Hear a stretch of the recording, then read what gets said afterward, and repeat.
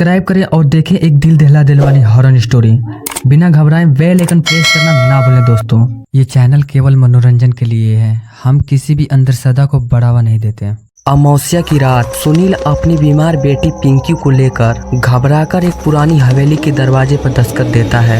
अंदर से कसकर आवाज आती है, कौन है? सुनील कांपते हुए जवाब देता है। दरवाजा खुलता है, एक बूढ़ी औरत बाहर आती है। आंखों में चमक और चेहरे पर झुर्रियां थी।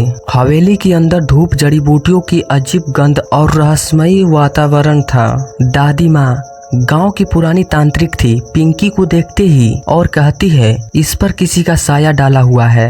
सुनील अंधविश्वास में पर मजबूरी में चुपचाप सब देख रहा था। दादी माँ मंत्र पढ़ती है, जड़ी बूटियां पीसती है, गुड़िया जलाती है। पिंकी चीख पड़ती है। अगले कुछ दिन पूजा पाठ चलता रहा। पिंकी की हालत धीरे धीरे सुधरने लगती है। दादी माँ सत हर अमावस्या को आना होगा और मेरी पूजा में मदद करनी होगी। सुनील मजबूरी में हाँ कर देता है। कुछ समय तक सब ठीक, पर धीरे धीरे हवेली में परछाइयां, अजीब आवाजें और दादी माँ की आंखों में खतरनाक चमक थी। एक रात दादी माँ सुनील से बकरी की बलि मांगती है। सुनील कांपता है पर डर के मारे कर देता है। बलि के बाद गांव में अजीब घटनाएं, लोग बीमार, जानवर मरने लगे, बच्चे डरावने सपने देखने लगे। गाँव वाले फुसफुसाने लगे कि यह सब दादी माँ और सुनील की वजह से हो रहा है। सुनील की पत्नी सीमा पूछती है, आप हर अमावस्या को कहाँ जाते हैं? सुनील सच बताने से डरता है। एक रात अमावस्या की रात सुनील छुपकर देखता है,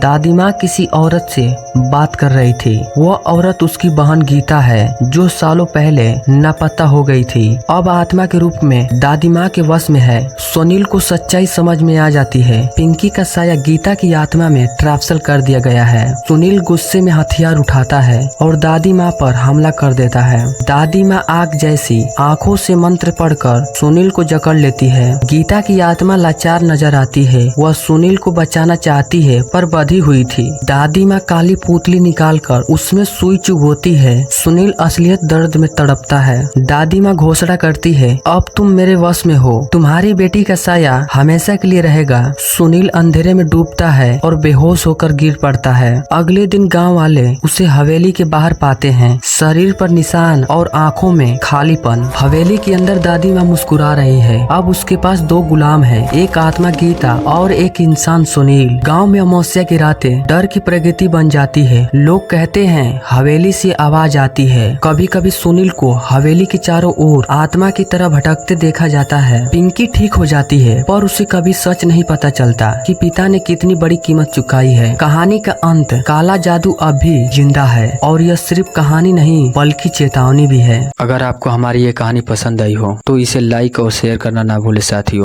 ऐसे ही कहानी की अपडेट पाने के लिए हमारे चैनल को जरूर सब्सक्राइब कीजिए।